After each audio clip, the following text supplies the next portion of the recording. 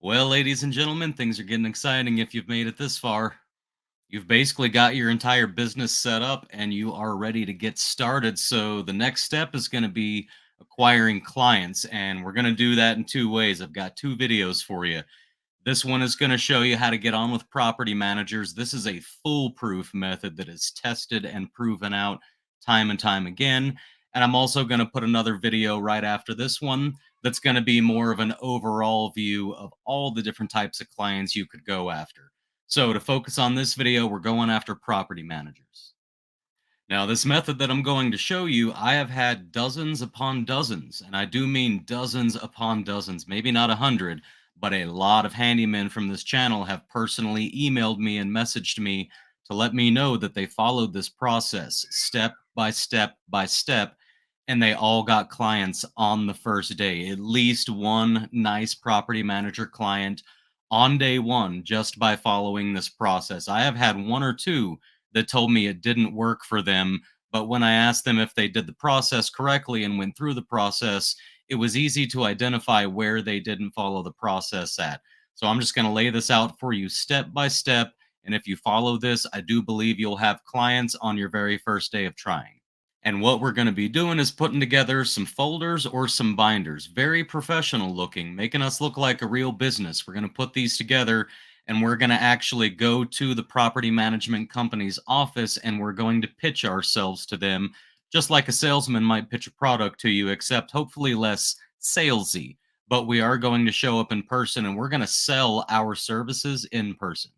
And these packages that we're going to build, they're going to have every single document that the property manager might need to choose to actually hire you, and every document they might need to onboard you into their system so that when the day comes that they need you, if they don't need you the day that you show up, there will come a day that they do need a new handyman. And when that day comes, they will have already met you in person, they will already like you, and they will already have all of your documents. So it'll be a simple matter of just entering you into their software and giving you a call and sending you the job.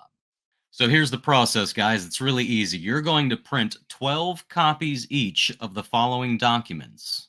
Number one, you're going to write and print an introduction letter. And this introduction letter is literally just you introducing yourself and your business to the property manager and giving a very basic, simple layout of what the structure of your business is, what services you provide, not a whole complete list, just a basic introduction that says, hey, my name's John. I run John's Handyman Services. We specialize in this type of work. We love working with property managers. Here's a short list of our services, and we'd love to do some work for you. Just a very, very, very basic introduction letter. Second is going to be your business licenses, both state and city. And if you live somewhere where you require other business licenses, for example, county level, go ahead and include those as well, 12 copies each.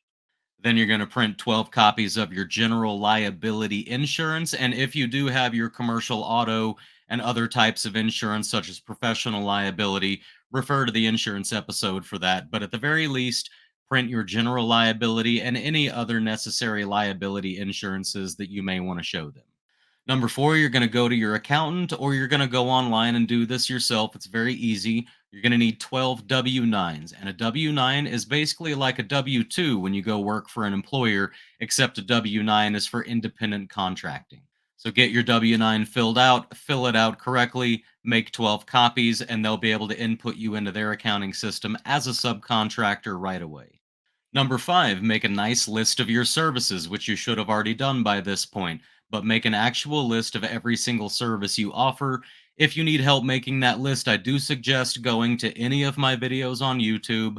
Somewhere near the bottom of the description is going to be a link you can click to download my free documents. Once you go through that process, one of my free documents is called Jobs List with Pricing. Ignore the pricing. That was an experiment back in its time. It's still useful for you to use for pricing, but the point of this list is you are going to use it to go down and see every possible type of job that they're going to want to know whether or not you can do. And then from my list, you'll be able to make your own list of what services you offer. Go ahead and print up 12 copies of your pricing structure. You want to find a way to put this down on paper so that they know what your pricing structure is, so that they can feel comfortable that they can expect a certain level of pricing from you. If you have employees, go ahead and print up 12 copies of your workman's comp insurance. If you don't have employees, if you are a sole proprietor, owner, operator, working completely alone, then go ahead and fill out a workman's comp waiver. This is also something you can Google. There's no one standard form across the United States. It is not a specific legal document, at least in most states that I know of, that's going to be required. It's just a standard form. Think of it as an affidavit that says, I do not have any employees and therefore I do not require workman's comp insurance. And you sign that form, and that's your affidavit to them stating that you don't need workman's comp insurance. And then, like I said, if you do have employees, go ahead and get the workman's comp insurance and provide that to them as well. If you have any applicable contractors licenses, specialty or general, go ahead and get 12 copies of those printed up. And also, if you have any other certifications, anything from your past where you've done any official training on any of this type of work, go ahead and get those printed up and offer them too. And then finally, any other relevant documents that I may not have mentioned that are pertinent to your business that a property manager may want to have on file to know who you are, what you do, and to get you put into their system. Get 12 copies of any of those printed up if you have anything else you'd like to add to that package. The next thing you're going to do is you're going to organize these into 12 folders, one document of each of these types per folder. Put your introduction letter on top, and then the rest of it order in whatever order you want it to be in. That's not going to make or break whether or not they choose to hire you. Once you've got your packages built, go ahead and go online and research all the property management companies in your area. I suggest making a nice spreadsheet, which is what I did, so that I could track their names, their addresses, their numbers, the contacts that I have or haven't spoken to there, where we're at in the process of me getting onboarded, if they were interested, if they're not interested, etc. Another suggestion is to go on to Zillow. You can go to Zillow and look for homes for rent in your area. And when you scroll through those homes for rent, you will see who they are managed by, if they are managed homes. And you can start putting together a list of which property management companies seem to have the most homes for rent, and also which property management companies seem to have higher income homes, lower income homes, middle income homes. And you can start getting a feel for which of those companies you might want to work for the most. So what you're going to do once you've got your spreadsheet made and you know which ones you want to hit first, you're going to pick out your top 12 and you're going to put them on a map so that you can see where they're located and try to route yourself to each one. You want to build up a route for the day so that you can start out early in the morning, drive to the first one, drive to the second one, drive to the third one, with the shortest drive time between each one so that you can hit as many as possible in one day. And by the way, if you have Jobber, Jobber has a routing feature where you can put all of these into Jobber and tell it to route you. And what it's going to do is it's going to give you the shortest driving time or shortest driving distance between each of these property management companies so that when you start out early in the morning, you know you're making the most effective route to each of these property management companies. I don't suggest that you call in advance and ask them if you can stop by. And the reason for that is if they don't need a handyman right now and if they're busy, they're not going to want you to stop by because they don't need you right now. But then you're going to remove from yourself the opportunity. When they say no, you've now removed the opportunity to introduce yourself in person and make a good impression on them. And that's one of the most important parts of this entire process is that they meet you in person.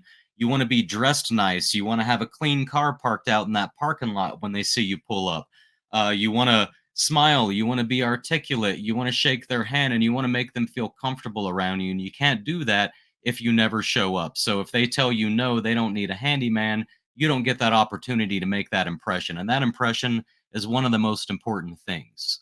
So on whatever day that you've chosen to go ahead and execute this, you're going to put your packages together. You're going to make sure you're clean and presentable head to toe. And you're going to start out early in the morning, let's say 8 o'clock, maybe 9 o'clock, in case some of them open a little bit late, but start at 9 a.m. maybe. And you're going to show up to the first one. You're going to knock on the door or ring the buzzer. And if somebody's there and they answer, you're going to introduce yourself with a smile. You're going to ask to speak to a property manager if you're not already speaking to one, and just let them know that you are a vendor who serves property management companies with handyman services and that you would love to tell them about your business. That's all you're going to do. You're just going to be a happy person that makes them feel good. You're going to tell them about what your business does. And hopefully, one of them out of that entire day, if you go to all of these properties, hopefully one of them at least is going to need a handyman right away. And another few of them are maybe not going to need a handyman right away, but they're going to know that they might need a handyman at some times when it gets busy. So the goal here is that you're going to get your foot in the door. You're going to get introduced. They're going to have all of your paperwork. They're going to keep your paperwork when you leave, whether they need it or not. And the day will come, if they don't hire you today, the day will come that they need a new handyman. They're going to remember your face. They're going to remember your smile. They're going to remember your professionalism. They're going to have your paperwork already. And when that day comes that they need a handyman and they need a handyman now, you're going to be near the top of that list of people that they call. Now, some additional advice I'm going to give you is I suggest stopping and purchasing some sort of, whether it's vegetable trays, cookies, donuts, whatever. Purchase something that is food that you can take with you and leave as a gift. I'm also going to suggest that before you go to execute this plan, you really look over your pricing structure and your business model and make sure that you're able to answer questions about it very confidently and articulately. When they ask you how your pricing works, you need to be able to just look them in the eyes and tell them exactly how your pricing works. Also, some of these properties, the managers are going to be working from home. Nobody's going to be there. That's okay. If nobody's there, if there's a drop box, which most of them will have, if there's a drop box, you can drop your package through their drop box. And that's the short and sweet of all of this, guys. I promise you, this is a verified method. This is tried and tested, and every single time it seems to work. The very few examples that this has not landed somebody, a client, on the first day that they did this, if they put all of the effort in, if they did everything on this list and they executed this plan, they've gotten a client the first day. The only people who haven't are the people who did not quite execute this entire plan. So I wish you good luck. Once you go and do this, you're going to start getting jobs. So your truck's ready, your business is set up, you're insured, you've got your tools together. I know you're nervous. I know this is scary. It's supposed to be. The big rewards only come with the big risks, and it is scary to take big risks. But once you go do this, I think you're going to have some work coming, and you're going to have some work coming right away. So your goal is going to be, when they send you that first job, you want to get that job scheduled as fast as you can, and you want to let that property manager know when that job is scheduled for, and then you want to execute that job as flawlessly as possible. Once you do that, they're probably going to contact that tenant and ask that tenant what their experience was with you, because they've had a lot of bad handymen in the past. You want that tenant to tell them that you did an outstanding job, that you were extremely professional, and that they're extremely satisfied with your services. Once they verify that first job, they're going to send you another job. They might send you two or three more jobs after that first job. Do the same thing. Every time they send you work, you want to get them scheduled as fast as possible, and then you want to show up and do a great job. And it will not take very long at all before they want to send you all of their work. This is a very good field to be in. There is tons of work to be had, and you can stay busy 7 days a week, 12 hours a day, and make as much money as you want to do if you can be the guy who takes maintenance off of that property manager's plate. So, with that being said, I love you guys. I hope you're out there killing it. If you're not out there killing it yet, I hope you're about to be out there killing it. And we're going to move on to the next episode, which is basically just going to be my last parting words of advice to you before you start this journey.